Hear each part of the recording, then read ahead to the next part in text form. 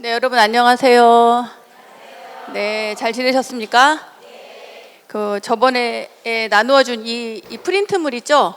네, 그거를 모두 꺼내세요. 안 가져오신 분은 그냥 잘 들으시면 됩니다. 우리가 지난 시간에 맨 첫 번째 시간에 뭐 배웠죠? 맨 첫 번째 시간에 우리가 3시간을 공부하는데 첫 번째 시간에 뭐 배웠어요? 화엄경이란 무엇인가? 어떤 경전인가? 이름에 대해서 이야기를 했고, 자, 지난 시간에 뭐 배웠어요? 화엄경의 중심 사상에 대해서 얘기를 했어요. 화엄경의 중심 사상이 뭐였어요? 법계 연기. 법계 연기에 대해서 설명했죠. 네, 2법계, 4법계, 2, 3무의 법계, 4, 3무의 법계 이렇게 하면서 설명을 해드렸는데 기억납니까? 오, 기억나요? 뭐 이렇게 당당해? 예? 응? 네, 막 아니 저기 뭐야, 법계 연기를 이해한단 말이에요? 그래, 이거는 100% 스승이 좋아서 그래요. 네, 이해를 하셨으면 저기 농담하는데 그렇게 박수치고 그러면 곤란해요. 네? 남이 들으면 얼마나 별로겠어요. 네. 자, 오늘은 입법개품을 이제 간단하게나마 여러분들 이제 화엄경이 하면은 제가 맨 첫째 시간에 얘기했을 거예요. 40화엄경이 있다고 했어요. 그죠? 그 다음에 60화엄경이 있다고 그랬고 80화엄경이 있다고 했습니다. 이렇게 화엄경이 3종류가 있는데 이 40화엄경은 주로 입법개품을 얘기합니다. 지난 시간에 법계연기 하면서 그 법계에 대해서 설명했는데 기억나세요? 이건 왜 그래? 법계연기는 기억이 나는데 알겠는데 입법계의 법계는 기억이 안 나요? 말해봐요 빨리. 응? 법계가 뭐예요? 2법계, 4법계 말고 법계가 뭐냐고. 진리의 세계예요, 그죠? 이제 이게 입자니까 들어간다는 거예요. 진리의 세계에, 깨달음의 세계에 들어가는 거죠, 그죠? 그 내용을 주로 이것을 가지고 이야기하는 게 이제 40화엄경의 특징이고, 이제 60화엄경하고 80화엄경은 이제 이거 말고도 여러 가지 품들이 있어요. 80화엄경은 이제 세주무용품부터 시작을 하고 60화엄경은 세간정안품에서부터 시작을 합니다. 그래서 여러 가지 쭉 다른 내용들을 가지고 있고, 다만 조금 더 간소화된 것이 60화엄경이고 80화엄경은 전체 중에서 조금 더 풍부하게 내용을 담고 있습니다. 그래서 마지막에 나오는 것이 바로 입법개품이에요. 이것도 마찬가지로 여기에 입법개품이 여기도 들어가고 여기도 들어가요. 입법개품의 주인공이 누구예요, 여러분? 누구? 입법개품의 주인공. 여러분은 안 배웠기 때문에 틀릴 수 있어요. 자, 화엄경의 주인공은 누구라고 그랬어요? 예를 들면 화엄경의 주인공이라기보다는 주불, 비로자나 부처님이에요. 그죠? 화엄경의 주불은 비로자나 부처님인데 여기에서 입법개품에 가면은 누가 나오냐면 선제동자가 나와요. 예, 선제동자. 뭐더라? 무슨 소설 화엄경이라는 책도 있었잖아요. 선제동자가 나오는데 이 선제동자가 스승을 찾아가지고 53 선지식을 쭉 찾아다니는 그런 이야기예요. 53 선지식. 근데 53 선지식을 만나는데 총 만나는 숫자는 쉬운 5분이에요. 쉬운 5분 순서대로 하면은. 근데 거기에 이제 문수보살님이 나오고, 문수보살님이 이제 겹쳐서 나오고 하는 이제 여러 가지 계산법에 의해서 우리가 그냥 53 선지식이다 이렇게 얘기를 합니다. 선지식을 찾아가는 게 굉장히 중요한 내용인데, 오늘 그 마지막에 이제 40화엄, 60화엄, 80화엄경 3가지에 공통적으로 들어있는 게 입법개품이고, 입법개품을 이해하면 화엄경을 이제 전체적으로 대략 이해를 한다 이렇게 봐서 입법개품에 대해서 간소하게나마 설명을 드리려고 하는 것인데, 사실은 입법개품 내용만 가지고는 그러니까 화엄경을 다 알았다 이렇게 말은 못해요. 여러분들 입법개품만 봐서는 화엄경을 알 수가 없어요. 왜냐하면은 이것은 입법개품은 일종의 앞에 쭉 이야기한 것에 대해서 그것을 은유적으로 비유적으로 해가지고 이제 설명해 놓은 것이기 때문에 앞에 있는 내용들을 알고서 봐야 이해를 할 수가 있고, 그냥 단순히 저것만 봐서는 이해가 잘 안 갈 수도 있어요.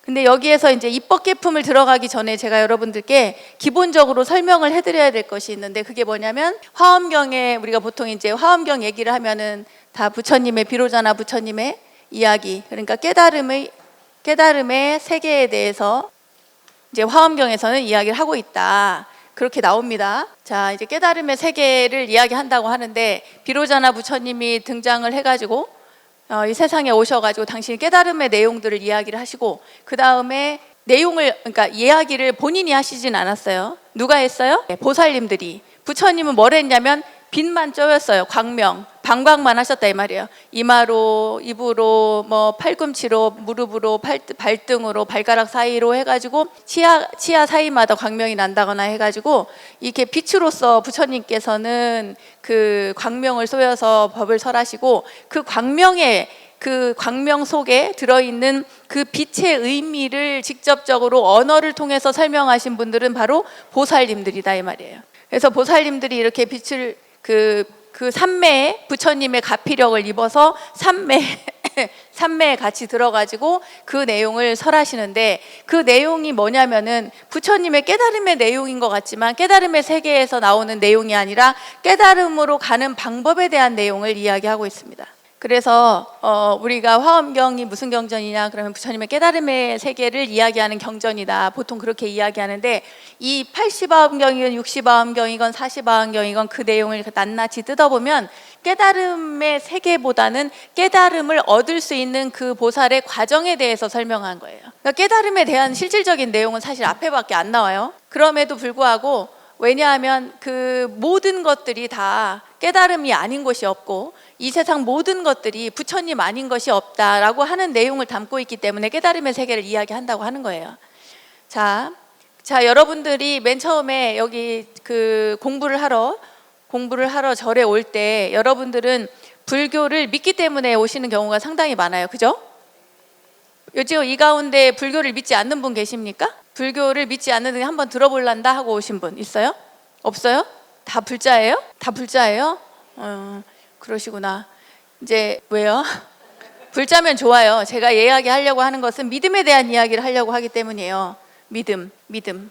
자, 여러분들에게는 불교를 믿는다고 하는 믿음이 있어요. 그죠? 부처님의 가르침을 믿는다고 하는 믿음이 있고 내가 이 길로 간다고 하면은 이 길을 계속 갔다 보면은 수행을 하다 보면 언젠가는 깨달을 것이라는 것도 믿을 수 있어요. 믿습니까? 자, 그러면 여기에서 이 세상 만물이 다 부처다 이러면 여러분들도 다 부처다 이러면 여러분들 자신이 부처라는 걸 믿나요?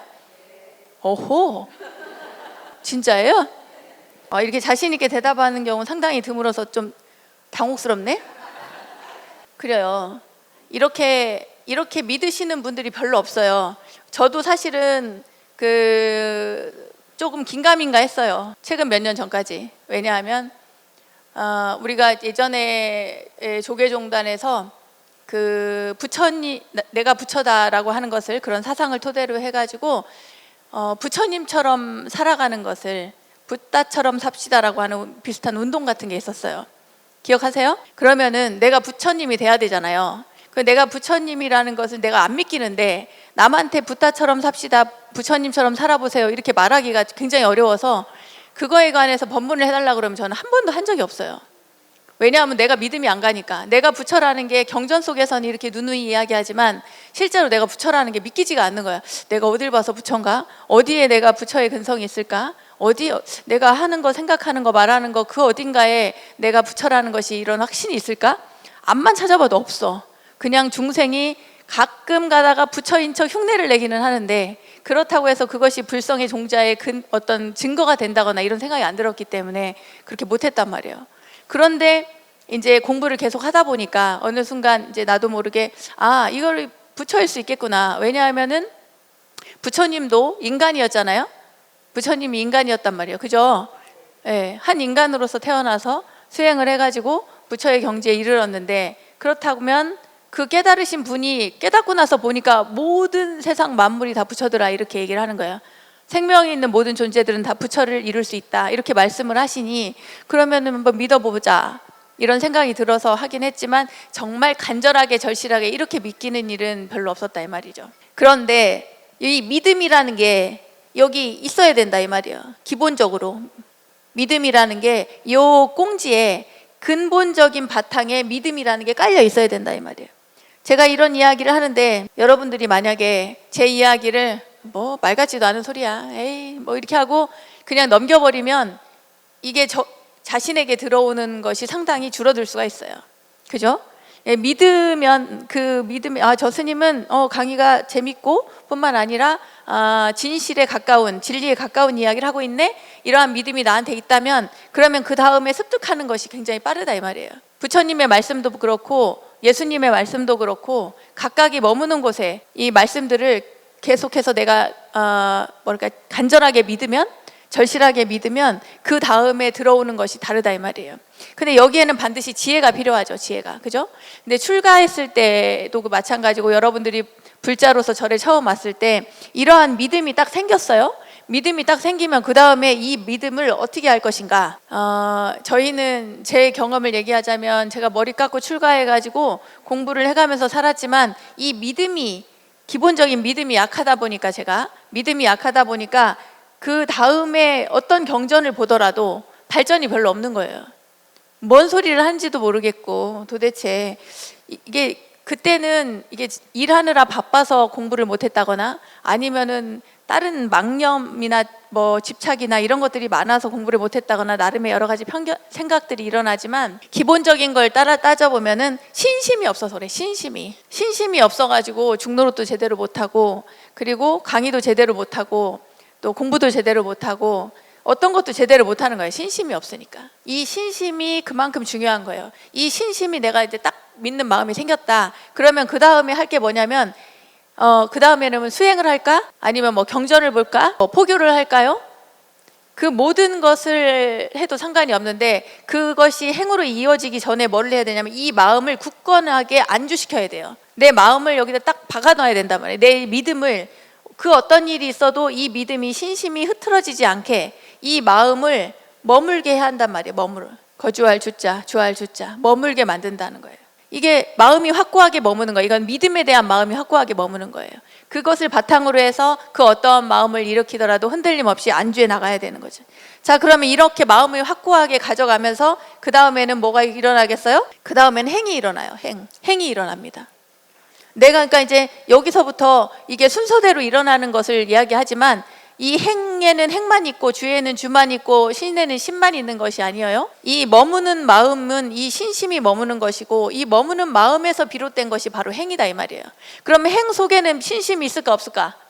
있어요. 그러니까 내가 가지고 있는 어떠한 모든 마음을 내가 단단하게 견고하게 하는 것이 바로 이 주란 말이에요. 주. 10가지 머무는 마음자리.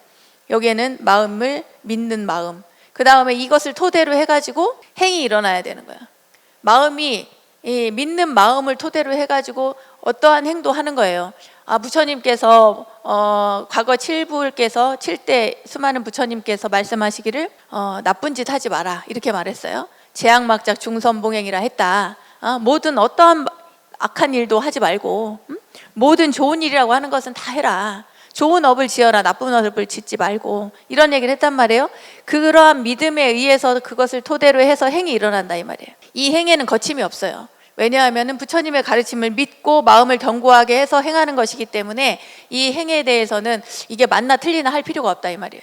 부처님 가르침대로 사는 거니까. 자, 그래서 이렇게 행을 열심히 했어요. 여기 이제 이 행에 의하면 여러 가지 행들이 있죠. 여러분들이 잘 아는 보시행, 지계, 정진, 선정, 지혜, 반야지혜, 그 다음에 10가지가 있어요. 방편, 원, 역, 지, 이렇게 10가지가 있습니다. 이 10가지의 이 10바람일 행이 여기에 들어가는 거예요.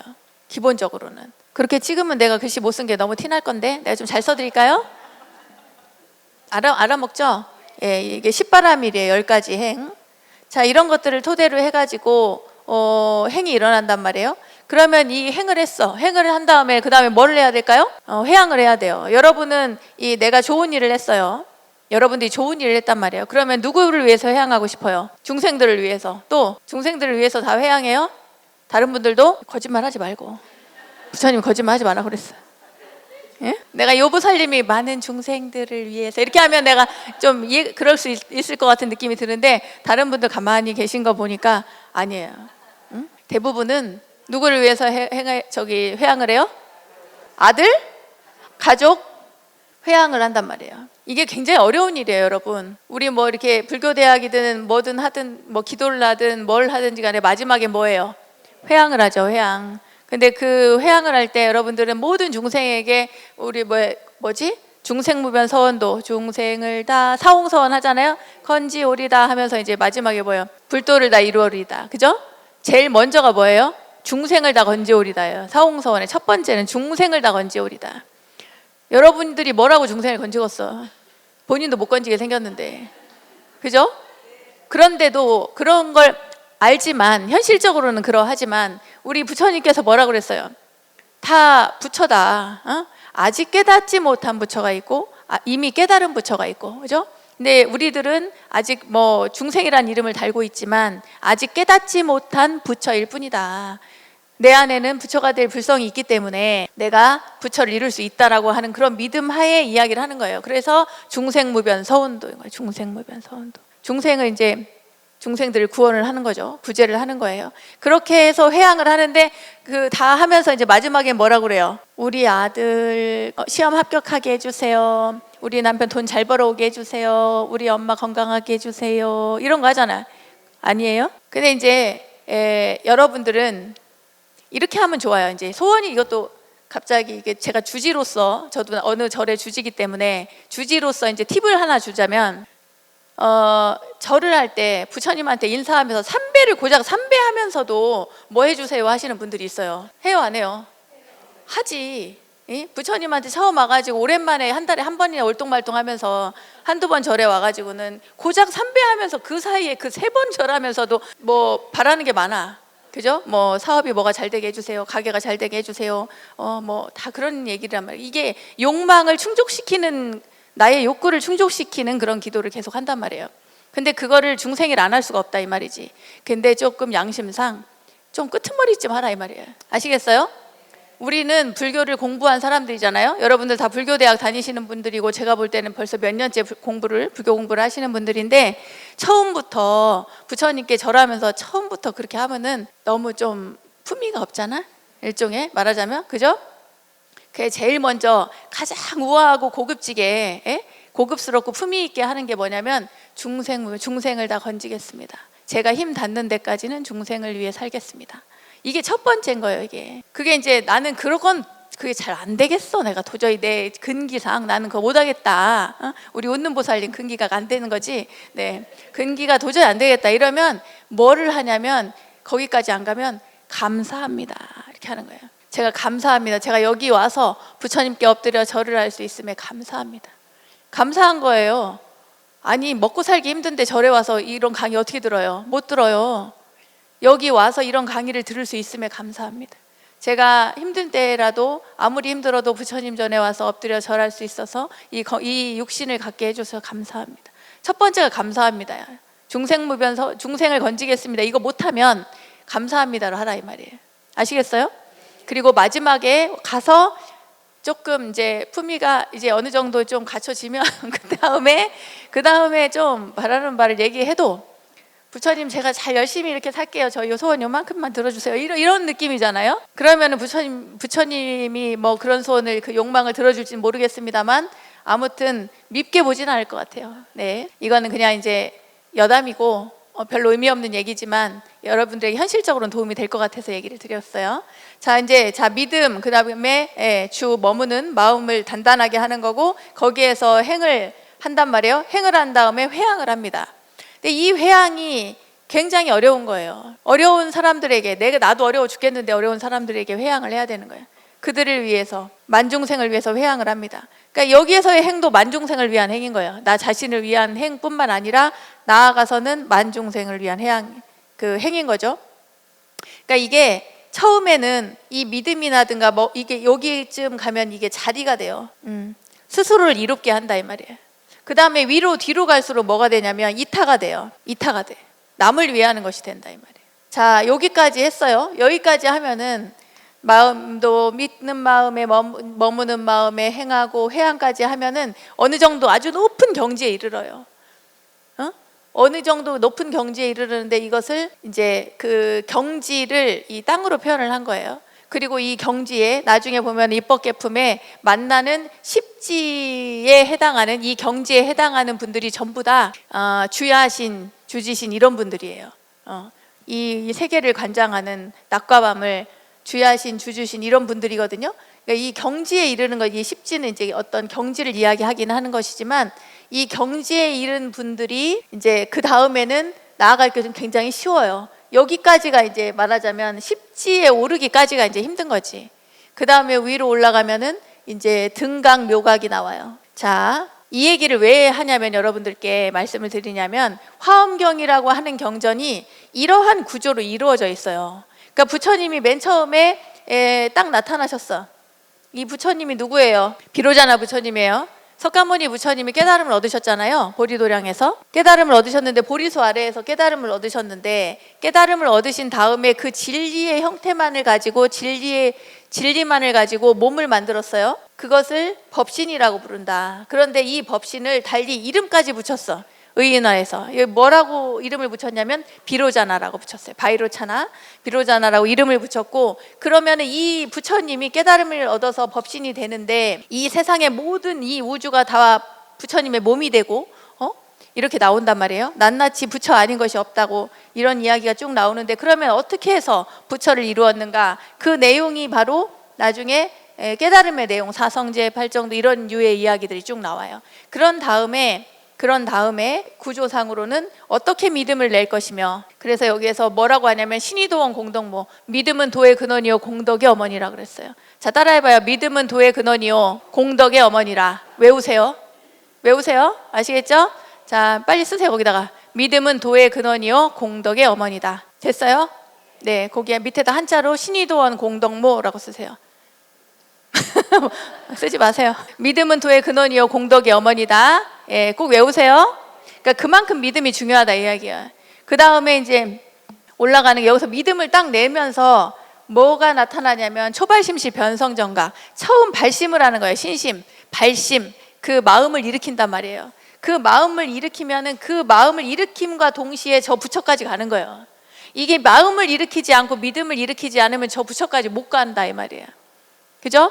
여러분들이 여기에 길상사 불교대학에 올 때 맨 처음에 마음을 냈으니까 여기까지 오신 거잖아요. 그죠? 그 마음 한 번 내는 것이 오늘 여기서 화엄경을 듣는 것이 있단 말이에요. 그 다음 화엄경, 나는 다른 거는 별로 듣고 싶지 않고 화엄경만 듣고 싶어, 입법계품만 듣고 싶은데, 그렇게 생각을 했어도 지난 과정이 쭉 있었기 때문에 이런 내용들이 나와 인연이 돼서 와닿는 거라 이 말이에요. 그러니까 초발심시 변성정각은 결국에는 내가 처음 마음을 일으킨 것, 그 마음 속에 이미 10가지 머무는 마음도 있고 행하는 것도 있고 회향도 있고 지도 있고 등각도 있고 묘각도 있고 부처를 이루는 모든 과정이 이 마음 한 번에 있다 이 말이에요. 그러한 구조로 이루어져 있어요. 근데 이것을 그냥 구조로만 이루어진 게 아니라 10개씩 쪼갰어 또. 그래서 십신이라고 해요. 10가지 믿는 마음. 그 다음에 마음을 단단하게 안주시키는 마음, 그걸 십주라고 합니다. 그런 다음에 10가지 행, 10행이 있고 10가지 회향, 10회향이 있고, 그 다음에 10가지 10지가 있고, 등각 묘각은 낮게 하나씩. 그래서 이것을 10개 해가지고 몇 개예요? 예, 등각 묘각까지 52가지.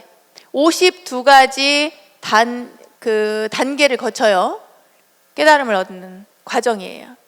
그러니까 이것이 부처님의 깨달음의 세계를 이야기하는 것 같지만 사실 전체적인 내용은 여기서부터 여기까지의 내용이 다예요, 다. 그러니까 깨달음을 얻는 과정이 더 많이 설명이 되어 있는 거예요. 그리고 여기에서 중요한 것은 자리가 아니고 이타예요, 이타. 깨달음을 얻는 것이, 우리는 자리 이타가 되어야 깨달음을 얻는 것 같지만 화엄경의 내용만 받아보면은 자리는 조금이요. 이타가 곧 자리가 되는 거예요. 그러니까 오로지 이타만 남아요, 마지막에는. 그 회향을 통해서 점점 위로 올라가면 이타가 되는 거예요. 자, 이러한 내용을 가지고, 자, 몇 개의 단위라고 그랬어요?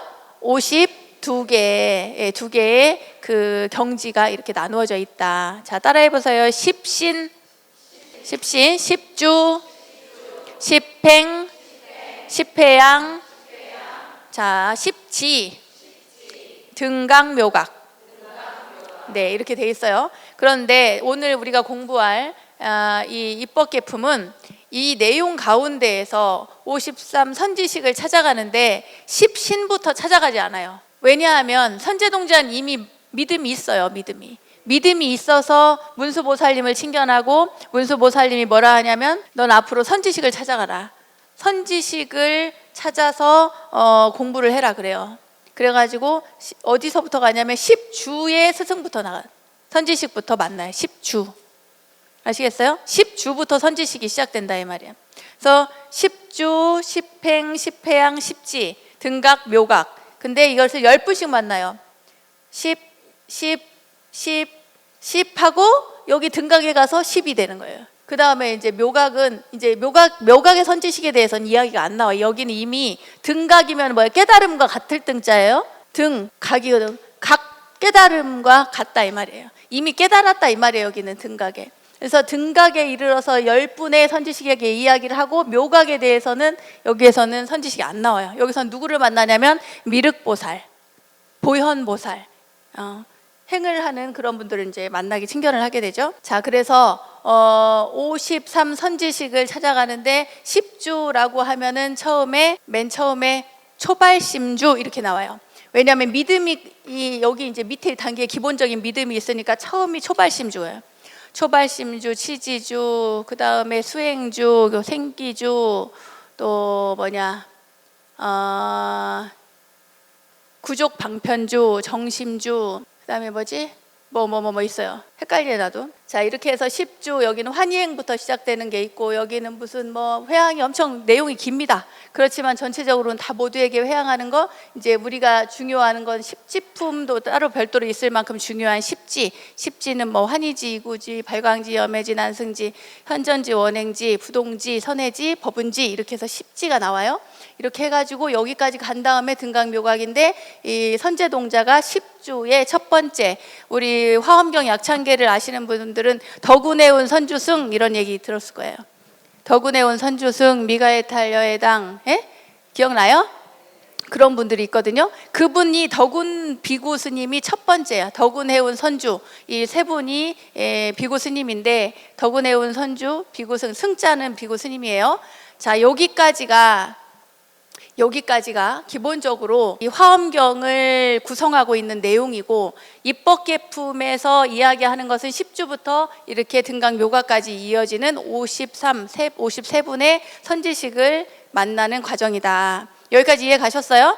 예, 오늘 제가 이 입법계품을 여기 있는 53 선지식을 다 설명을 못할 수도 있지만, 기본적인 이 내용은 여러분들이 알고서 그거를 보면 제가 낱낱이 설명을 하지 못하더라도 그나마 조금 이해를 하실 수 있을 것 같아서 했습니다. 시간이 없으니까 이제 바로 그러면은 53 선지식을 만나러 가볼게요. 자, 맨 처음에 입법계품 39품, 입법계품 53 선지식의 선제동자, 그 문수보살이부터 한번 읽어보세요.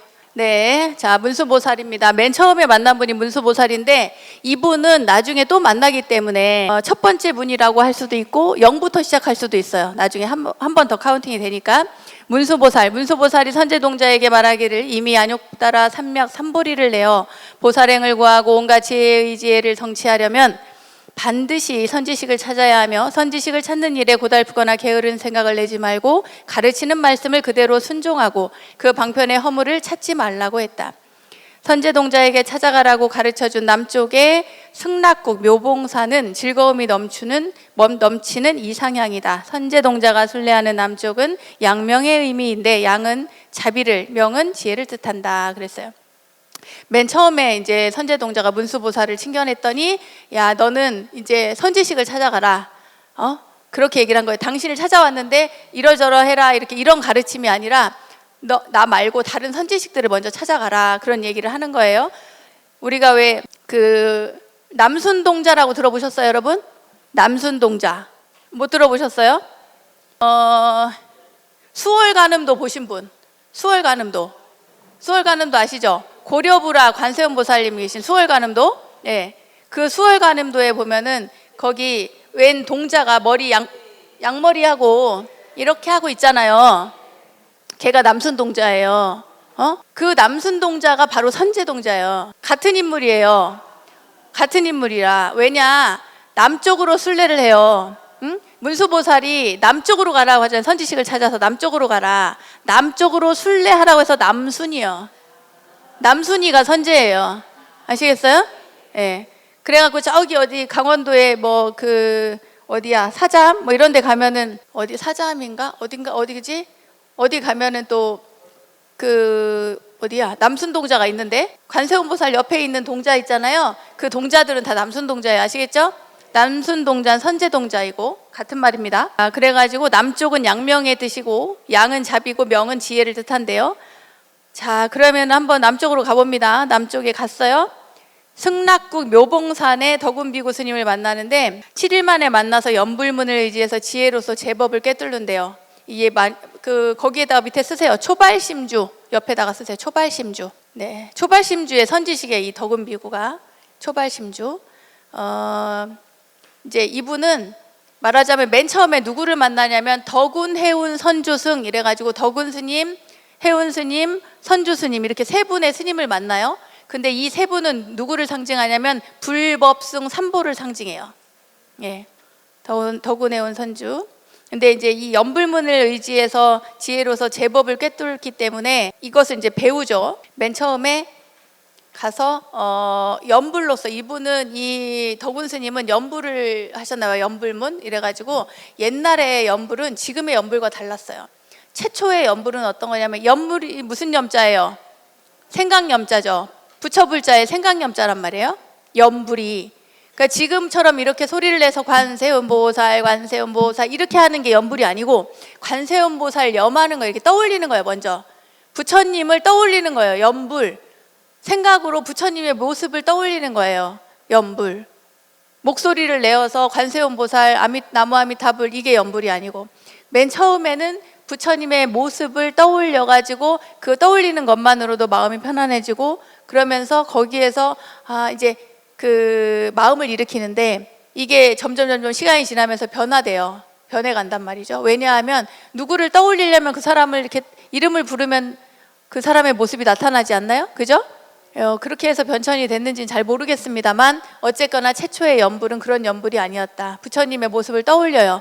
그래서 덕운 스님의 상징은 뭐냐면 부처님의 불보 부처님. 다음에 두 번째 해운 스님, 해문국의 해운 비구예요. 깊은 바다에 가득한 보물의 이치를 잘 깨달는다고 했는데 그 옆에 치지주라고 쓰세요. 치지주. 바닷가에서 이제 친견을 합니다. 승낙국에서는 덕운 스님, 해문국에서는 해운 스님. 자, 깊은 바다에 가득한 보물의 이치를 깨닫는데요. 이걸 이제 마음 바다에다가 비유를 하는데 여러분 바다에는 뭐가 있어요? 물고기만 있어요? 뭐라고? 안 들렸어요. 파도가 있다. 그렇지, 파도가 있지. 뭐라고 할 말이 없네. 바다는 여러분 바다를 떠올리면 사람마다 각각 다르단 말이에요. 아까 물고기를 떠올리신 분은 아마 이제 예를 들은 거예요. 이거는 어부의 기질이 있어서 가서 물고기를 잡아올 사람이에요. 바다에 놔두면. 파도를 떠올리시는 분은 아마도 그 파도를 보면서 그림을 그리거나 시를 짓거나 뭐 이렇게 하실 분이에요. 자, 수영을 잘하는 사람은 어떨 것 같아요? 바다에서 수영 연습을 하겠지, 그죠? 그러면 나중에 거기 갔다 와가지고 뭐 수영대 국가대표가 될 수도 있고. 그런데 그거를 딱 보니까 물을 먹었더니 짜. 이건 소금을 만들어야겠구나. 이렇게 해가지고 그걸 갖다가 염전을 이루고 가지고 거기서 소금을 얻는 사람이 있을 것이고, 바다는 그냥 바다인데 그 안에 수많은 보물이 있다 이 말이에요.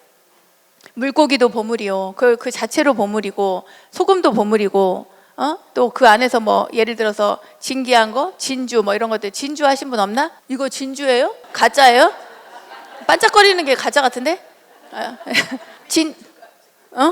아니 진주를 보니까 생각했어. 갑자기 졸지에 가짜가 돼버렸어. 죄송합니다.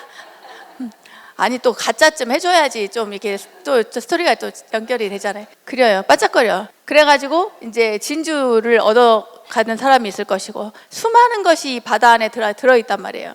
그런데 그 바다에 가득한 보물을 그것을 가서 직접 얻는 사람이 있고 얻지 못하는 사람이 있다 이 말이에요. 거기에서 그 바다를 보면서 이렇게 선제동자나 그 해운 비구 같은 경우에는 그 안에서 생멸법을 배운다는 거예요. 생멸법. 말하자면 태어나고 사라지고. 여러분 바다를 보면서 생멸법을 떠올릴 수 있겠어요? 어린 반푼어치도 없지. 저도 그런데 뭐 다 그런데요. 뭐 그 바다를 보고 멋있다 이러고 뭐 그러겠지, 그죠? 야, 바다 너무 좋다, 아름답다, 뭐 시원하다, 뭐 보기 좋다 이러지. 그런데 만약에 거기에 아픈 상처가 있어, 내가 이제 그 괴로운 바다에서 누구를 잃었다, 이러면 그 바다가 어떻겠어요? 두렵고 무섭고 괴롭고 외롭고 슬프고 이런 모든 나쁜 감정들이 그런 감정들이 일어나겠죠. 안 좋은 감정들이. 저는 옛날에 저는 강가에서 살았기 때문에 강물에 빠져 죽을 뻔한 적이 있거든요. 그런데 그러고 나서는 물이 무서운 거예요. 바다는 너무 무서워. 바다에 또 심지어 한 번은 바다에 그 조그마한 보트, 1인용 보트 있잖아요. 그거 타고 이렇게 누워 있었는데 거기서 잠이 들어가고 해안가로 밀려가지고 해안 경비대 가서 끌고 간 적이 있어요. 그래가지고 바다가 무서워요. 눈을 떴는데 옆에 보니까 바다가 까만 거야. 주변에 아무것도 없고 해안가에서 밀려가고 동동동동 떠내려와가지고 쓸데없는 이야기를 이렇게. 자, 제가 하고 싶은 얘기가 뭔지 알겠죠? 예, 바다에서 그 많은 것들, 그 보물의 이치를 깨닫게 되고 그 바다는 결국 우리 마음의 바다나 다름이 없다. 그런 얘기를 하는 거예요. 자, 선주비구한테 갔어요. 선주비구는 능가산 해안에서 선주비구를 만나는데 지혜와 신통으로 무해자재하게 중생을 제도합니다. 거기 옆에 제3 수행주라고 쓰세요. 수행주. 네, 수행주의 선지식이에요. 이분은 지혜와 신통으로 무해자재하게 중생을 제도한답니다. 3개의 미혹과 습기가 다 해가지고 집착을 벗어나야 수행의 길이 열리기 때문에 제3 선주비구는 수행주. 그러니까 아까 제가 바다를 보면서 생멸법을 알게 되었다고 하는 이 해운비구는 법을 상징해요. 법보. 아까 덕운비구가 뭘 상징한다고 그랬어요? 불보. 예, 부처님. 그 다음에 해운비구는 법보. 부처님의 진리, 법을 이야기하고, 선주비구는 승이에요. 승보. 수행주니까. 덕운해운 선주승. 이해 가셨어요? 그 다음에 이제 미가해탈여 해당이에요. 미가장자입니다. 미가장자. 달리비다국 자재성의 미가장자는 온갖 말을 할 줄 아는 묘음다란이를 성취한 분이래요. 그 옆에 쓰세요. 생귀주. 귀한 집에 태어났다 이거예요. 생귀주. 써드려요? 생귀주. 이 생귀주의 선지식이에요. 미가장자는. 이분의 이제 생귀주를 상징하는데 선지식인데, 부처님의 가문에 태어나서 말하자면 존귀하다. 이 얘기는 무슨 얘기냐면, 우리는 다 부처님의 아들, 딸이잖아요. 그죠? 부처님의 아들, 딸은 뭐가 되겠어요? 자, 왕의 아들, 딸은 뭐가 되겠어요? 왕자, 공주죠. 왕자, 공주가 되는 게 아니라 왕자, 공주잖아 이미. 그 왕자는 나중에 뭐가 될 거예요? 왕이 될 거란 말이에요. 그러면 부처님의 아들, 딸은 뭐가 될 거예요? 나중에 부처가 될 거란 말이에요.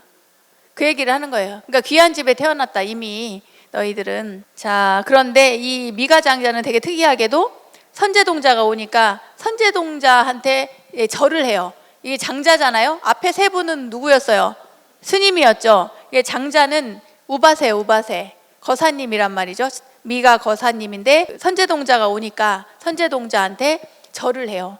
근데 이 미가장자는 그 언어를 엄청 많이 잘 구사를 했대요. 묘음다란이라고 그래서 못하는 언어가 없다는 거예요. 새하고도 개하고도 사람하고 다 누구하고도 이야기가 가능한 그러한 힘을 가진 분이래요. 그런데 선제동자한테 절을 하고 초발심을 한 믿음을 일으켜서 이렇게 온 그 선제동자에게 귀하다고 그렇게 절을 올립니다.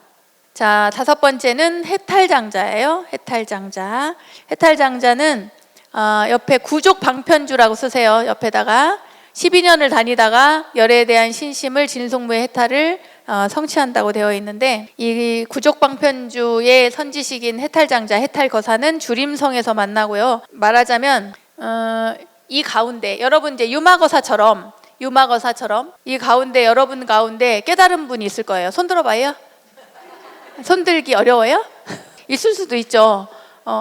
그 가르치는 선생보다 훨씬 더 높은 경지에 있는 분도 있을 수 있다 이 말이에요. 그죠? 그럴 수 있는데 그 세속에 있는, 그러니까 머리를 깎지 않고 세상에 살면서 그런 높은 경지에 이르러서 진리와 세속이, 진속이 그것이 하나인 거예요. 그러니까 세상에 있어도 고요한 거죠. 저기 시장통에 가서도 고요하고, 그리고 심지어 산속에 있는 사람들보다 더 마음이 고요할 수 있다 이 말이에요. 나는 산속에 머물고 있는데 온갖 번뇌망상이 일어나요. 그럼 내 마음이 얼마나 시끄럽겠어요. 그죠? 그런데 세속에 살아도 내 마음은 다 고요하단 말이에요.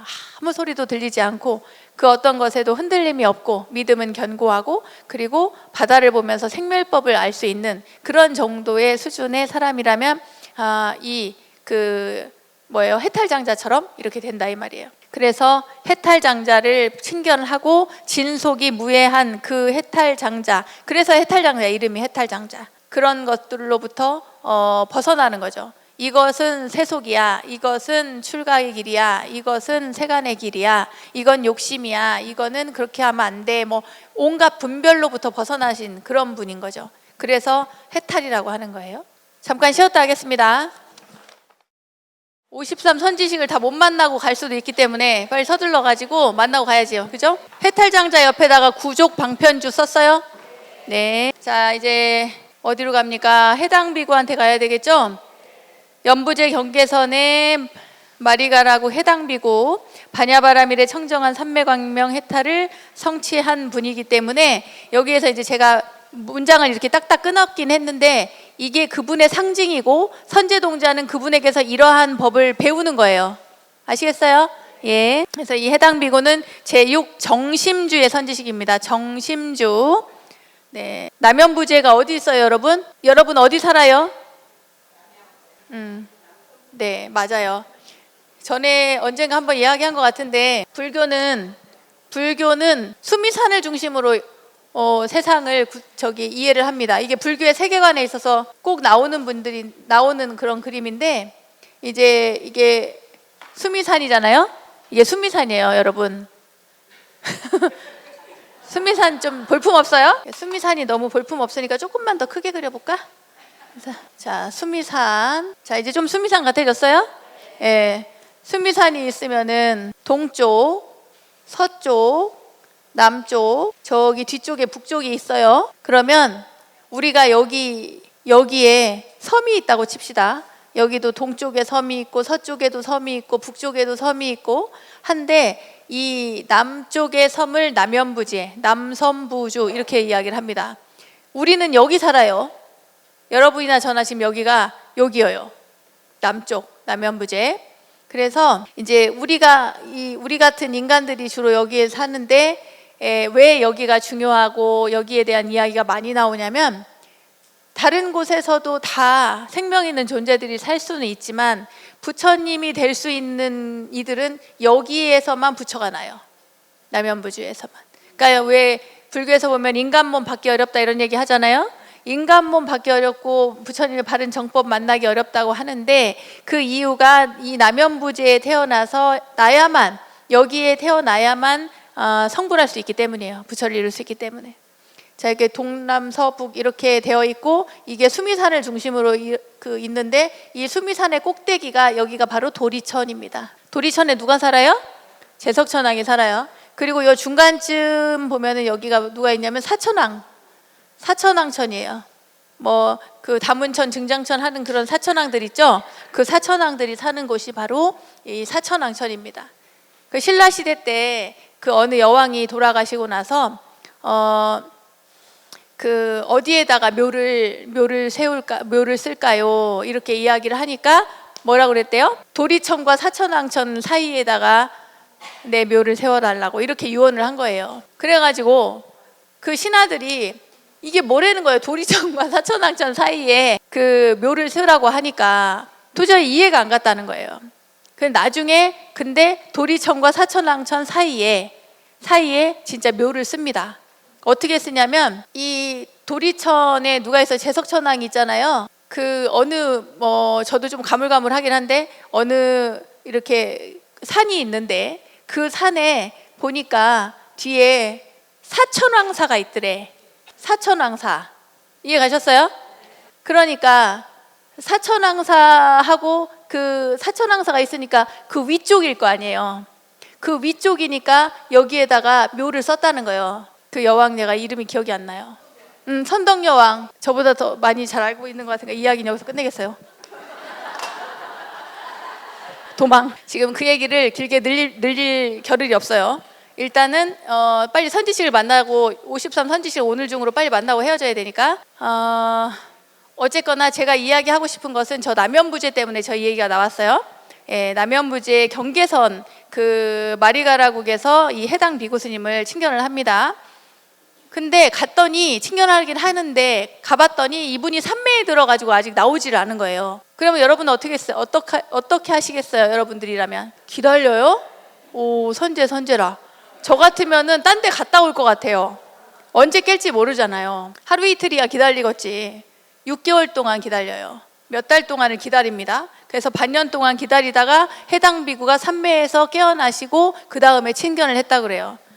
어휴, 힘들어, 그죠? 그랬더니만 거기 썼어요. 정심주의 선지식이라고. 네, 세간의 지혜, 이 세상의 지혜와 출세간의 지혜, 출가한 자들의 지혜, 이 지혜를 모두 다 말하자면 그 모든 지혜를, 세간의 지혜와 출세간의 지혜를 다 합해가지고 광대한 말하자면 바다 같은 그런 지혜를 가지고 중생의 업을 맑히는 그런 분이시더라는 거야. 가서 만났더니 분별이 없고 주객에 집착도 없고 칭찬과 비방에도 흔들림이 없기 때문에 정심이라고 한답니다. 분별하는 마음, 흔들리는 마음이 없기 때문에. 자, 일곱 번째 가봅시다. 일곱 번째가 뭐라고 써있지? 8번째라고 돼 있네요. 예, 해조처, 보장엄국, 휴사우바이. 미가 해탈 여해당에서 끝나고 그 다음에 휴사우바이로 가요. 모든 중생의 근심을 다 없애기를 소원하신 분이랍니다.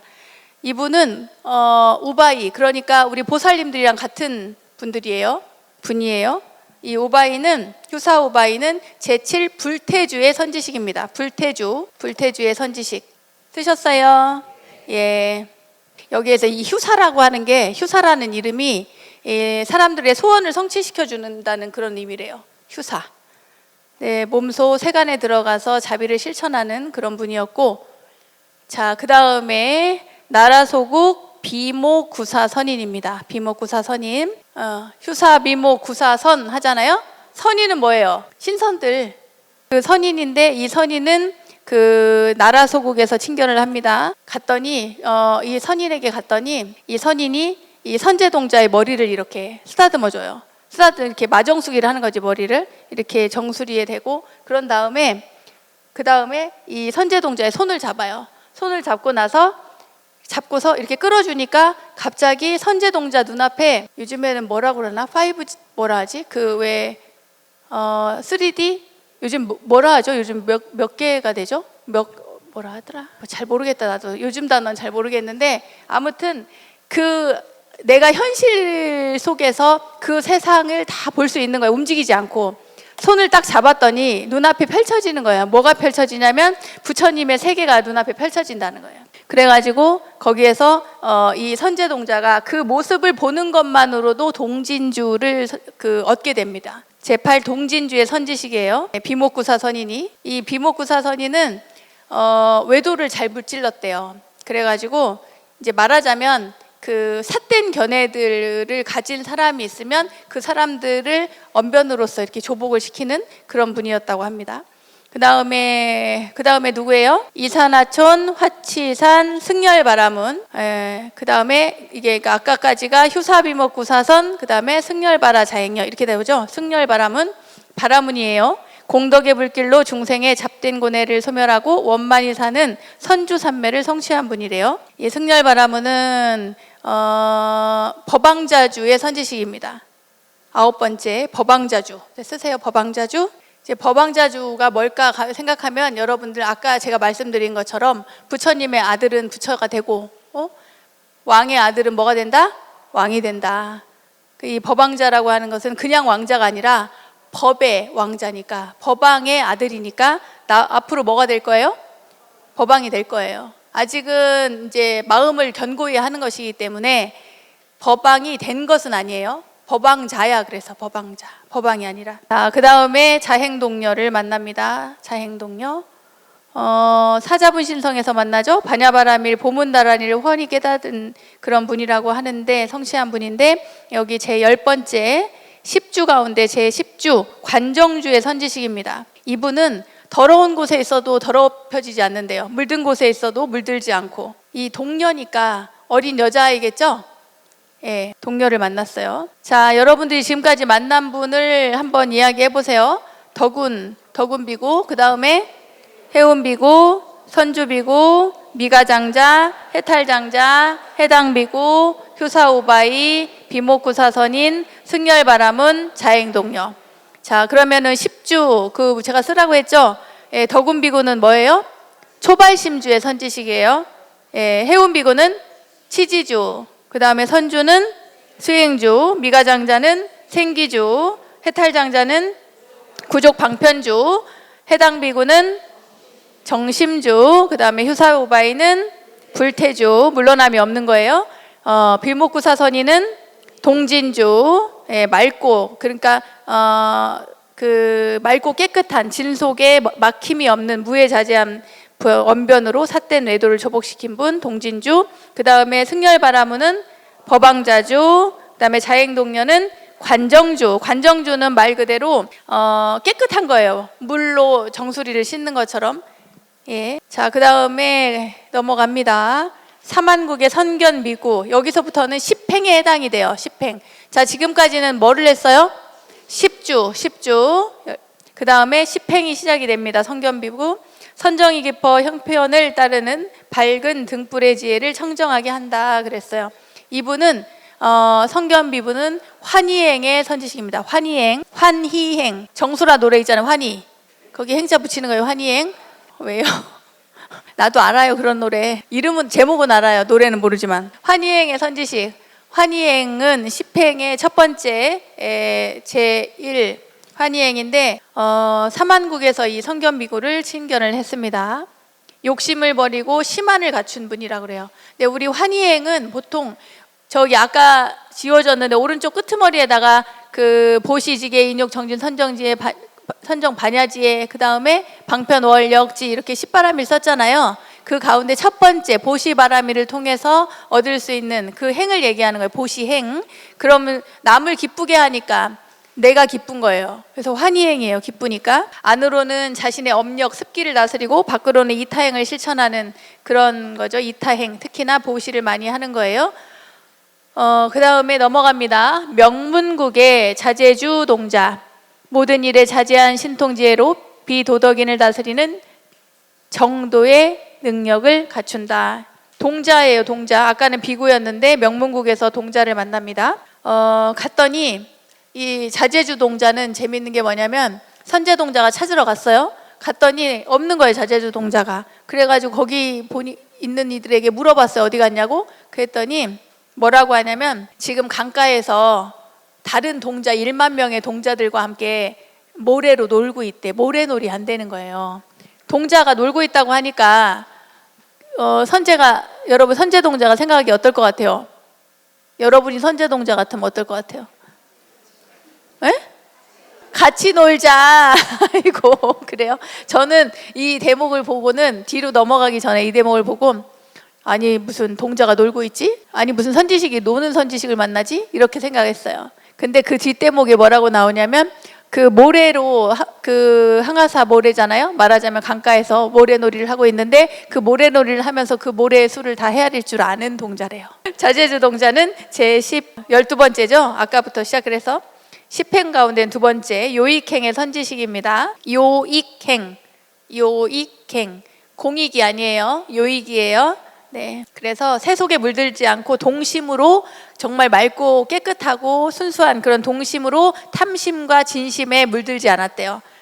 그래서 자제주 동자의 그 맑은 마음. 그 다음에 뭐예요? 네. 해주성의 구족 우바이. 작은 그릇 하나로 충분하게 음식을 공급한대요. 해주성에서 만난 구족 우바이는 지금까지 13번째, 말하자면 13번째인데 문수모살림을 제외한 거예요. 제외하고 해서 초지부터 초발심주부터 계산했을 때 13번째 무위역행의 선지식입니다. 무위역행.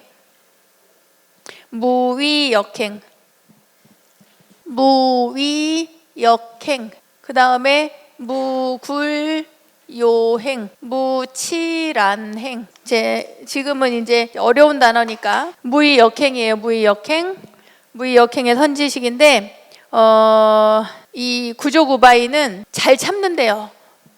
참음으로써 그러니까 아까 뭐해서 보시지계 인욕이잖아요. 인욕바람일에 해당이 되는 거예요. 인욕행.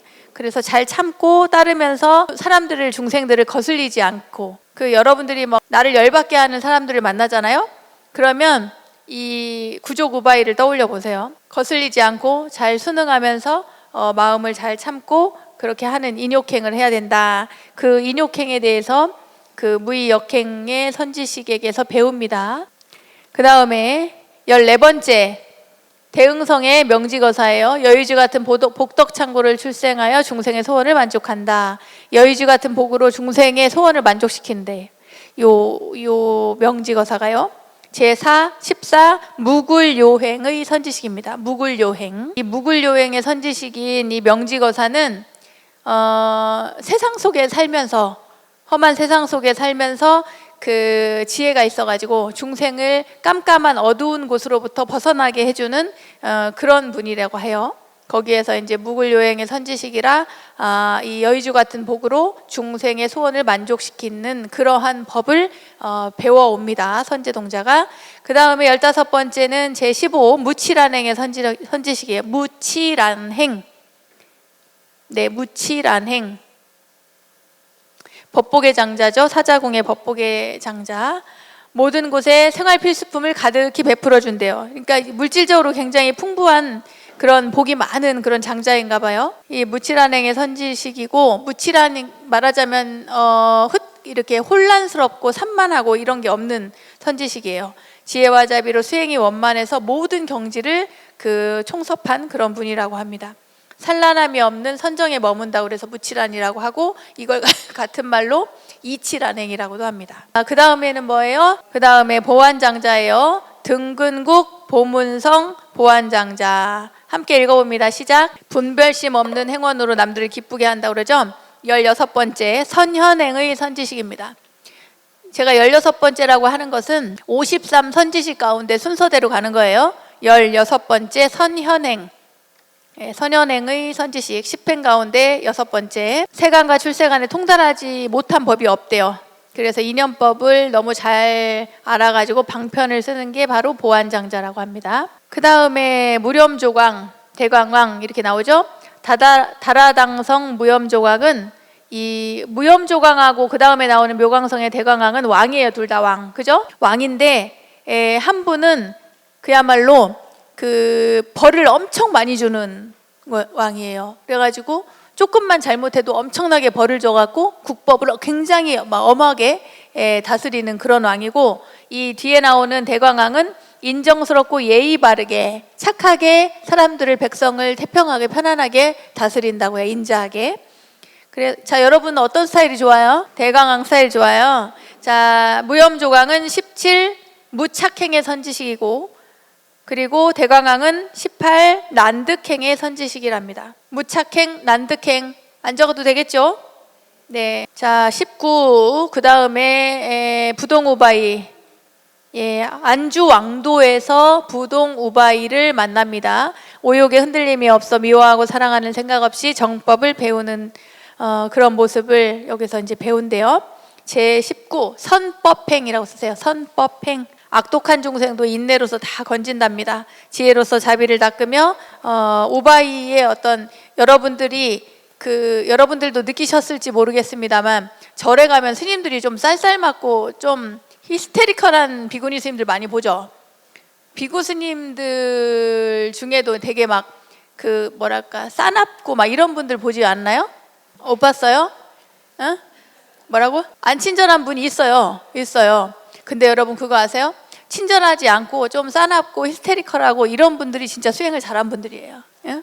근데 다만 너무 참아가지고 누르고 참고 이것이 쌓이다 보면 이것을 제대로 이걸 순화시켜야 되는데 그걸 못해서 그렇지만, 그분들을 기본적으로 제가 볼 때, 이건 저의 판단입니다만 제 생각에는 그분들이야말로 수행을 올곧게 잘하신 분들이에요. 잘 한다고 했던 분들인 거예요. 그것이 진정한 수행이 무엇인가, 이것을 구분 없이 넘나들지 않고 내가 믿는 그대로 내가 전통적인 방식으로 수행하신 분들이 그런 히스테리컬한 모습이 이렇게 드러나는 경우가 많이 있어요. 그러니까 되게 조금 쌀쌀맞게 대한다거나 이러면 저분은 참 젊어서 수행을 잘했구나 이렇게 이해하시면 돼요. 이 얘기 하려고 한 게 아닌데, 제가 이야기하고 싶은 것은 뭐냐면 여기 우바이의 특성상, 여러분들이 우바이잖아요, 그죠?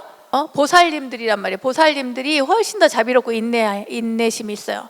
그리고 대체로 이렇게 세상에 살다 보면 이게 스님들은 수행하기가 쉬워요. 왜냐하면 세속을 멀리하니까.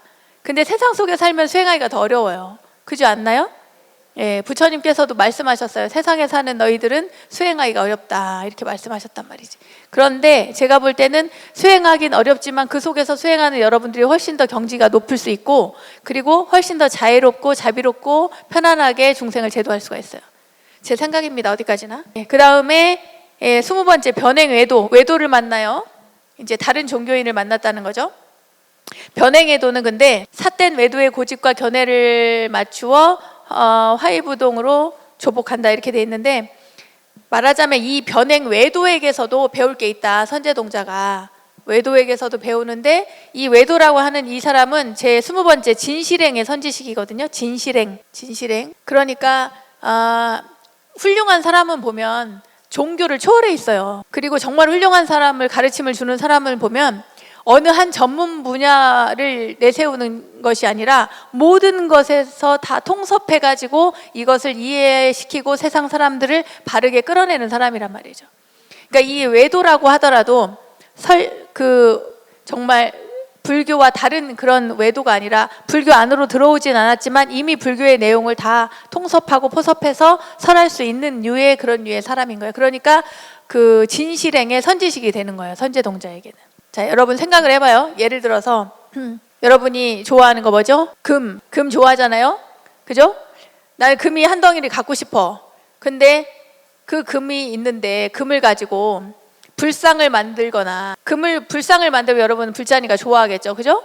근데 재밌게 만든다고 그 금덩어리를 가지고 똥덩어리를 만들었어요. 그런데 금불상이나 그 똥덩어리나 어때요? 무게는 똑같아. 근데 이거를 판매하거나 이거를 사용하거나 갖다가 이제 돈으로 바꾸려고 하는 사람에게는 금불상이나 똥덩어리나 같다 이 말이에요. 보기에는 근수에 따라 달라지니까. 그렇지 않나요? 그와 마찬가지로 금이는 말하자면은 금과 같은 그런 존재는 어떻게 법을 설해도 똑같다 이 말이에요. 전단향으로 부처님을 깎든, 전단향으로 향나무를 깎든, 전단향으로 아니면은 진짜 똥 모양의 그림을 이렇게 똥덩어리를 깎든, 그것에게서 형상은 다르지만 나는 향은 어때요? 다 같은 전단향이란 말이에요. 다 같은 침향이라 이 말이에요. 모든 향기는 그렇게 난다. 똑같은 향내가 난다. 불상 조각이나 중생이 갖가지 모습을 만들어도 다 향은 향이다. 금은 금이다. 이런 내용입니다. 이 내용을 가지고 이야기하는 것이 십행이에요. 자, 십행 다시 돌아갑니다. 성견비구는 무슨 선지식이죠? 환희행의 선지식. 자제주동자는 요익행의 선지식. 구족우바이는 무의역행의 선지식. 명지거사는 묵을요행의 선지식. 법복의 장자는 무칠안행의 선지식. 보안장자는 선현행의 선지식. 무염조광은 무착행의 선지식. 집착이 없는 거예요. 대광왕은 난득행, 행하기 어려운 일을 하는 거지. 그 다음에 부독우바이는 선법행의 선지식이에요. 그 다음에 변행애도는 진실행의 선지식입니다. 여기까지가 십행이에요. 십행의 선지식들을 모두 챙겨냈어요. 이 십행의 선지식에는 비구도 있고 동자도 있고 또 우바이 보살도 있고 거사도 있고 장자도 있고 왕도 있고 외도도 있고 그랬어요. 그죠? 자, 이제 넘어갑니다. 어디로 가냐면 우발라와 장자. 이제부터는 십회양이라고 옆에다 쓰세요. 십회양. 예, 아까는 십행이었고 이제는 십회양. 십회양의 선지식을 만납니다. 광대국에서 우발라와 장자를 만나는데 무아의 지혜로 향을 만들어 악업을 순화한다. 향 얘기가 나오니까 향을 만들어서 나눠주는 분을 만난 거예요. 이 장자는 향을 나눠주는 장자인데 향 만드는 사람이에요. 쉽게 말해서. 그래서 우발라와 장자라고 했는데 우발라와가 무슨 뜻이냐고 하면 그 청년화, 푸른 연꽃이라고 하는 의미예요. 푸른 연꽃. 그러니까 말하자면 청년은 부처님의 연꽃은 그 청년은 오랜만에 핀다고 하죠. 아주 오랜 세월에 한 번 핀다고 하잖아요. 우담바라처럼 이거는 이 십회양은 너무 어려워갖고 말이 어려워가지고 아이고 이래요. 구오일체 중생이 중생상회양 쓰기 싫죠? 너무 길어가지고 그냥 온 뭐라고 해야 되나, 일체 중생에게 그 회양한다 이렇게 생각하시면 됩니다. 썼어요? 아유 대단하십니다. 자, 이 구일체 중생이 중생상 회양이라고 하는 첫 번째 10회양 가운데 제1회양이거든요. 이게 이 회양을 대표하는 선지식인 거예요. 이분이 우발라와 장자니까 다시 거사가 나왔죠? 거사가 선지식입니다. 근데 이분은 향을 만들어 가지고 사람들에게 나눠주고 이게 주는데, 이 향으로서, 향내음으로써 중생의 악업을 순화시킨대요. 여러분 향내 맡으면 좋아요? 너무 자주 피우지 마세요. 기관지 안 좋아요. 어쨌거나 이 향을 통해서 그렇게 악업을 순화한대요. 그 법을 배웁니다. 그 선제동자가. 22번째는 바시라 선사예요. 선사니까 이분은 뱃사공입니다. 사공. 뱃사공. 누각대성에서 칭견을 하는데, 누각성의 바시라 선사는 바다의 험한 백기를 잘 알아서 편히 인도한대요. 바다에 어디가 소용돌이가 치고 바람이 불면 이 바람은 비올 바람이다, 안 올 바람이다, 이런 걸 다 알고, 해와 달만 박아도 때를 알고, 뭐 이 위태로움을 잘 알고 있는 그런 선사라는 거예요. 제22 불괴회양의 선지식입니다. 불괴회양, 괴, 무너질 괴, 무너지지 않는 회양이라는 거예요. 불괴, 생사의 바다에서 중생을 인도하는 거예요. 생사의 바다, 우리가 살고 있는 이 사바세계가 생사의 바다잖아요. 그죠?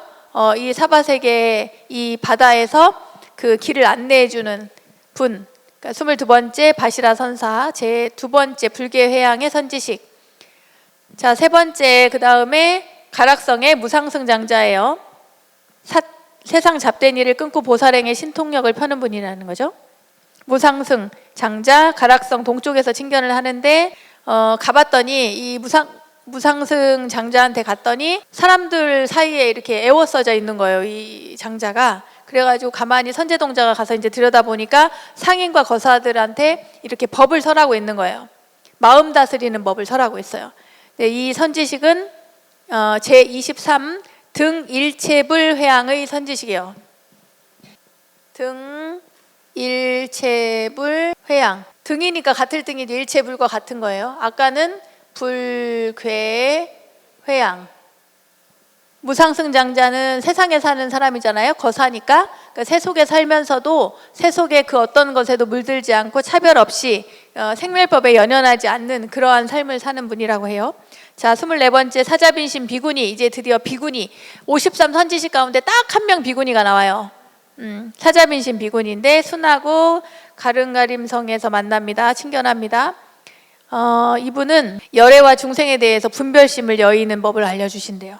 그러니까 차별하지 않는 거죠. 이분은 24번째 지일체처 회양의 선지식입니다. 지일체처 회양. 네, 지일체처 회양. 사자빈신 비구니는 사자라는 단어가 나왔잖아요.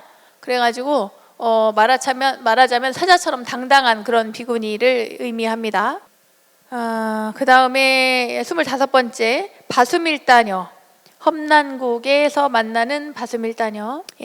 보장엄성에서 바수밀다녀를 만나는데, 쳐다만 봐도 탐욕이 사라지는 물들지 않는 물듦을 성취한대요.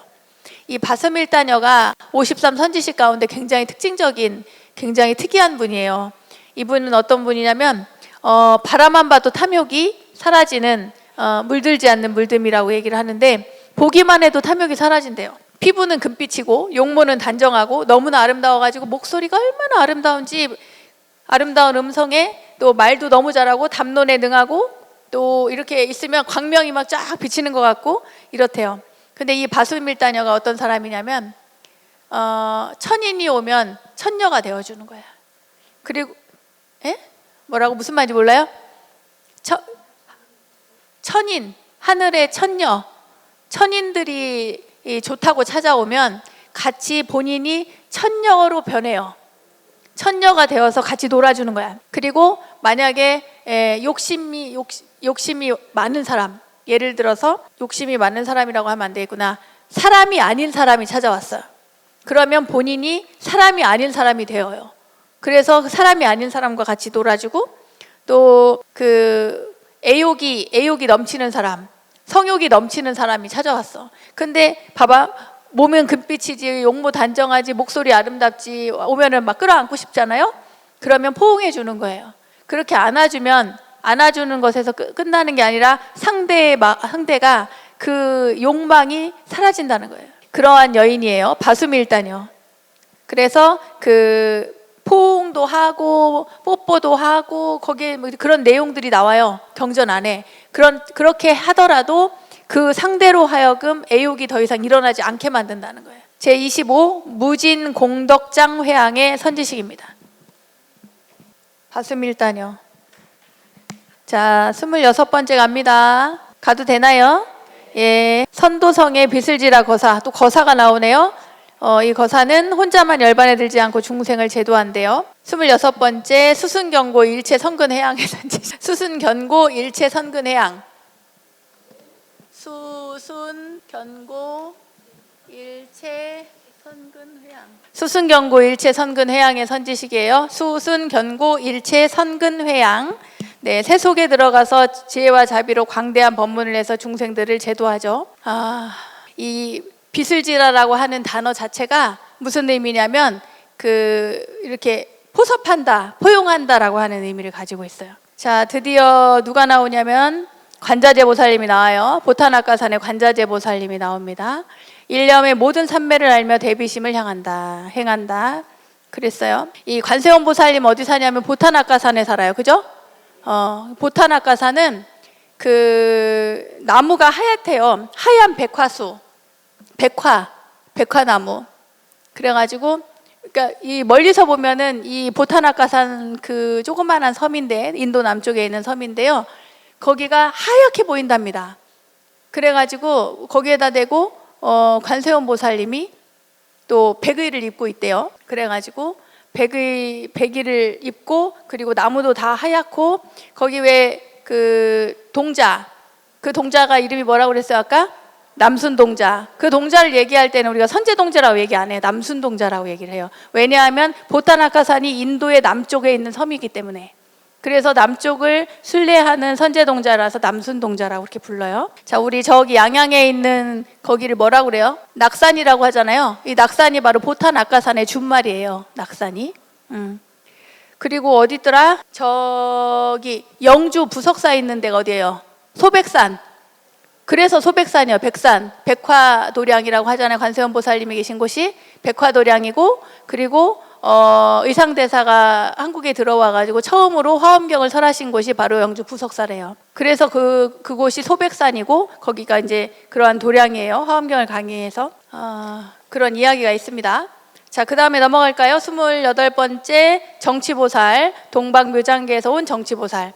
법과 재물을 널리 베풀어 속히 건지고 조복한다, 이렇게 되어 있는데, 이 정치보살은 그 관세음 보살님을 선제동자가 이제 칭견을 했어요. 관세음 보살, 관자재 보살 제가 얘기했나? 등수순 일체 중생 회양? 안 했어요?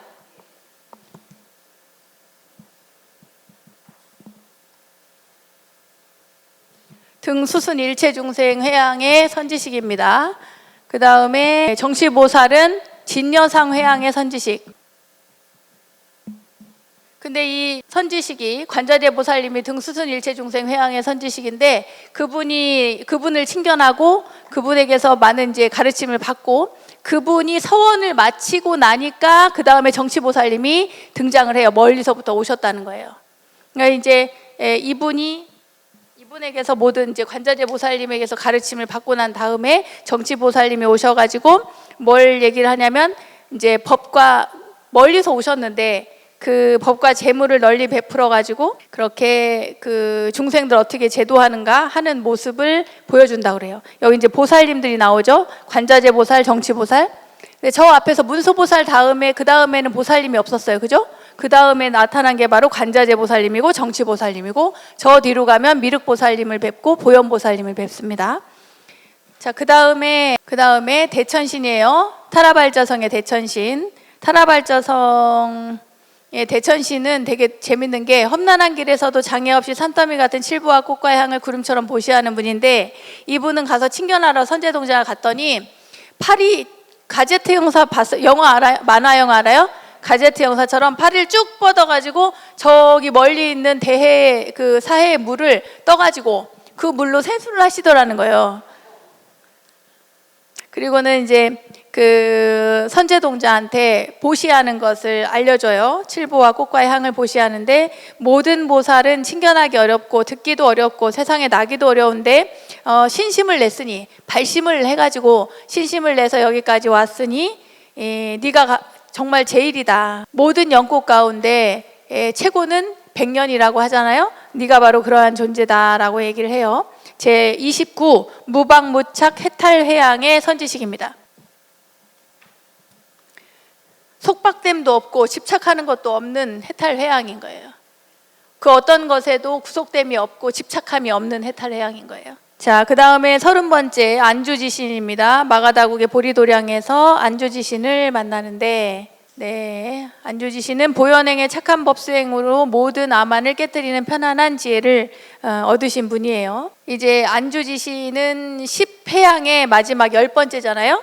30번째 신이니까 이 안주지신에게 가서 이제 그 선제동자가 친견을 하려고 했더니 거기 100만 명의 지신들이 있었대. 지신, 땅신들, 지신 밟는다 하잖아요. 지신, 그 지신들이 있어가지고 선제동자가 이제 가서 인사를 하니까 칭찬을 하면서 그 100만 명의 지신들이 선제동자를 다 칭찬을 하면서 광명을 이렇게 비추었다는 거예요. 제 30번째 입법계 무량회양의 선지식이에요. 이 안주지신이 드디어 이제 법계, 입법계 무량회양. 자, 이렇게 해가지고 10가지 회양을 합니다. 지혜와 자비가 원만히 성취되어서 이제 10지법문으로 나아가는 거예요. 10회양은 여기서 끝나고 이제 마지막으로 안주지신한테 그 보현행을 어떻게 할 것인가, 그 실천법을 잘 배워가지고 드디어 이제 성취한 안주지신에게 배우고 그 다음에 나아갑니다. 10지로 넘어가죠. 바산바연 주야신, 보덕정광 주야신, 희목관찰 중생신, 보구중생 묘독신. 많이 들어보셨죠? 예, 바산바연 주야신, 무명을 없애는 법 광명을 얻는 법을 알려주고, 선정의 보덕정광 주야신은 선정의 즐거움으로 착한 업을 증장시키고, 그 다음에 희목관찰 중생 주야신은 십바람일 법력으로 다 즐겁게 해주고, 보구중생 묘덕 주야신은 때와 장소를 살펴서 알맞게 교화하는 법을 알려주시는 분인데, 자, 10지의 초지는 뭐예요? 환희지. 네, 환희지의 그 선지식이에요. 바산바연 주야신 옆에 환희지라고 쓰세요. 환희지. 네. 보덕정광 주야신은 이구지, 옆에 이구지라고 쓰세요. 환희지, 이구지. 써드려요. 이구지. 세 번째 발광지. 희목관찰 중생 주야신은 발광지입니다. 보리도량에서 전부 친견하고 있고, 그 다음에 보구중생 묘덕 주야신은 염해지. 지혜 해자, 염해지, 염자 지혜 해자. 예. 그 다음에 넘어갑니다. 끝이 보여. 자, 적정음의 주야신, 근기를 살펴서 메아리가 따르듯이 교화하는 이 적정음의 주야신은 제35 난승지의 선지식입니다. 자유자재한 방편으로 구하기 어려운 중생도 구하는 바다와 같은 넓은 마음을 가진 분이래요. 적정음의 주야신. 자, 봐봐요. 다 주야신이잖아요. 10지는 다 주야신이에요. 바산바연 주야신, 보덕정광 주야신, 희목관찰 중생신, 중생 주야신, 보구중생 묘덕 주야신, 적정음의 주야신.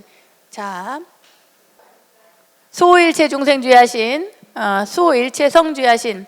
긴 밤에 홀로 깨어서 마음의 성을 지킨대요. 이분은 주야신이니까 당연히 밤에 이렇게 지키겠죠. 근데 마음의 성을 지킨다고 합니다. 이분은 현전지의 선지식이에요. 현전지. 항상 중생의 심성을 지켜준대요. 그 다음에 개부일체 수화 주야신, 번뇌의 숲을 헤치고 꽃을 피우는 가르침을 주시는 분. 이분은 제37 원행지의 선지식입니다. 이분은 놀라운 게 악도에서도 꽃을 피울 수 있는 분이래요. 지옥에 팔팔 끓는 지옥불일 속에서도 꽃을 피울 수 있는 힘을 가지신 분이랍니다. 제38 대원정진역구 주야신, 대원정진역 주야신. 쉼없는 교화로서 큰 원력을 만족한다. 교화에 지침이 없어요. 계속해서 쉼없이 합니다. 끊임없이. 제38 부동지의 선지식. 부동지 움직이지 않아요. 이제 부동지쯤 오면은 10지 가운데서도 8번째 제8지 부동지에 오면, 이 정도 오면 이제 거의 목전에 성부를 목전에 두고 있는 거예요. 부처를 이루는 것을. 뭐 어떠한 경계에도 마음이 흔들리지 않고 동요됨이 없어요. 그런 분이기 때문에 부동지의 선지식입니다. 그 다음에 누구예요? 네, 연부제 룸비니 림신인데 그 앞에다가 사이에다가 묘덕원만이라고 쓰세요. 제가 묘덕원만 빼먹은 것 같아요. 연부제 가비라 동쪽 연부제에서 만난 묘덕원만 룸비니 림신이에요. 묘덕원만이 빠졌어요. 곳곳마다 공평하게 비추는 태양처럼 원만한 분인데 묘덕원만 룸비니 씨는 선해지의 선지식입니다. 선해지 39 선해지. 그러니까 중생을 교화할 만한 그 모든 지혜를 갖추게 된 거예요. 선해지. 그 다음에 40번째 석가구파녀가 나와요. 석가구파녀. 이 가비라성에서 만난 석가녀 구파는 누구냐면은 부처님의 태자 시절의 와이프예요.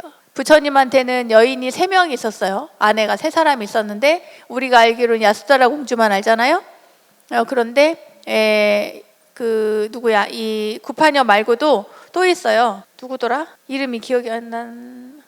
맞아. 마노사. 구파녀하고 야소다라하고 구파녀하고 마노사하고 이렇게 3명이 있어요. 근데 그 가운데 야소다라하고 마노사는 여기 선지식에 안 들어가는데 이 구파녀는 선지식에 들어가요. 그래서 일념을 억겁으로 삼아서 만법의 진속무예를 통달한 분이라고 나옵니다. 40번째 법은지의 선지식이에요. 법은지. 네, 진속의 무예자제한 그런 분이라고 합니다.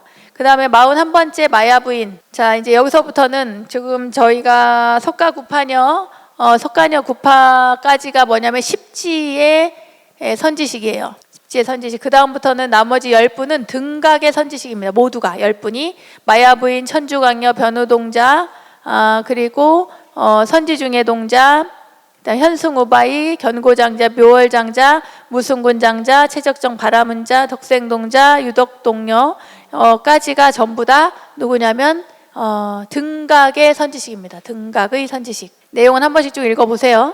그 다음에 53번째이면서 실제로 그 53 선지식 가운데는 뭐로 나오냐면 51번째로 해당이 되죠. 미륵보살을 칭견하게 되는데 미륵보살, 해안국 대장엄원 비로자나 장엄누각에서 미륵보살을 칭견하는데 3세의 일체경계를 잊어버리지 않는 지혜로 장엄한 해탈을 얻은 미륵보살을 만나서 삼매 속에서 보았던 모든 법문들을 찰나지간의 몽환처럼 잊어버리게 된대. 누가? 선제동자가. 그러니까 여기에서 이제 미륵보살님한테 그 몽환법문이라고 하는데 그 누각에 들어가 가지고 모든 모습들을 다 보여줍니다. 선제동자에게. 근데 선제동자가 현실로 돌아오니까 모두가 다 잊혀져요.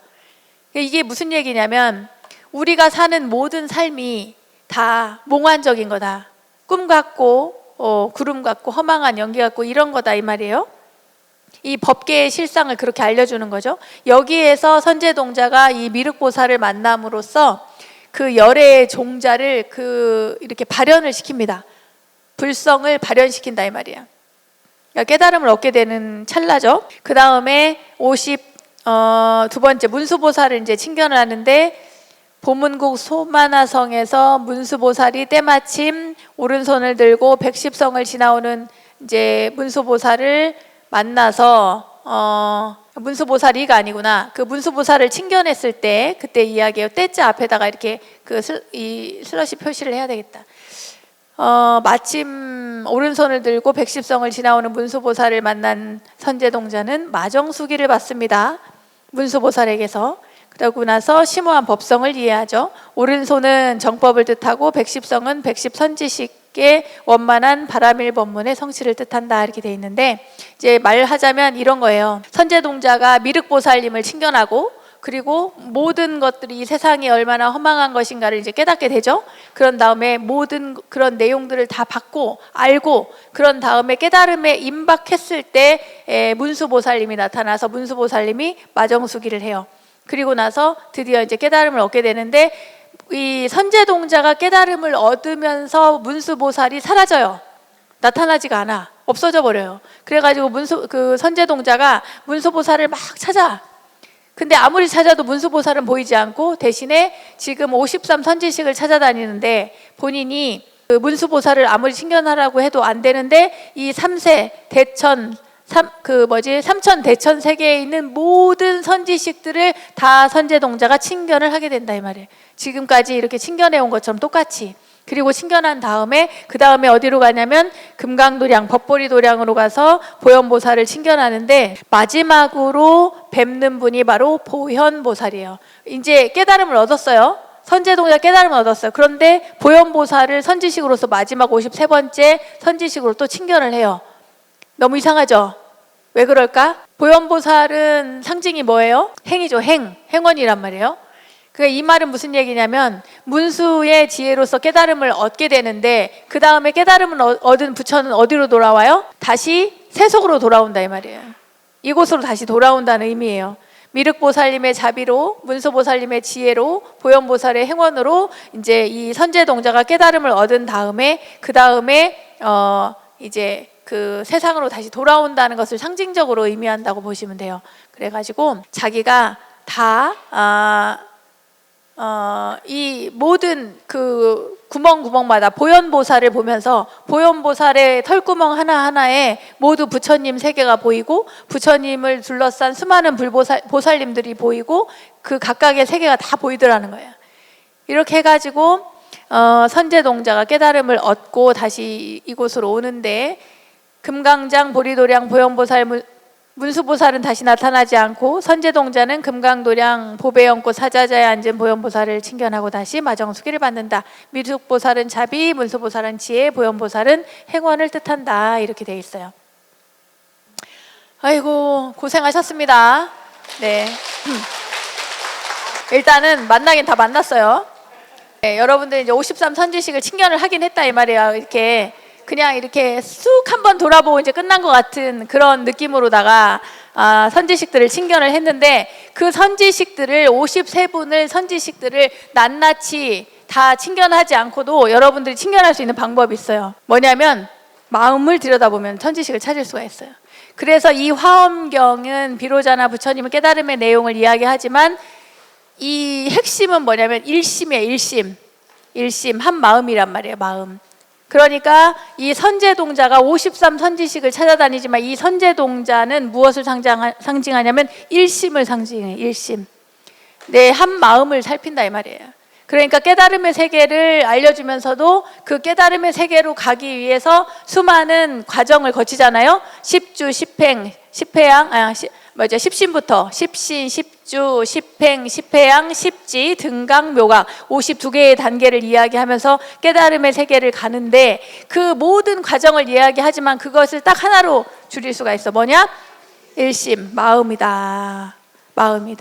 그래서 모든 것들은 마음이 한다. 그래서 84,000 법문 저기 해인사에 있는 8만대장경도 그것을 다 한 글자로 줄이면 뭐다? 마음심이다. 근데 이와 똑같은 단어가 하나가 더 있어요. 뭐다? 행할 행자다 이 말이에요. 마지막에 어떻게 돼서 깨달음을 얻은 다음에 다시 돌아오잖아요. 그죠? 예, 행원을 하기 실천하기 위해서 온다 이 말이에요. 우리는 모두가 아직은 이제 수행을 하기 위해서 이 자리에 있고 공부도 하고 하는데 수행이라고 하는 것은 닦아요. 그죠? 예, 그 닦고 행한다는 것이 수행이 아니에요. 닦고 행하는 것이 수행이 아니다 이 말이에요.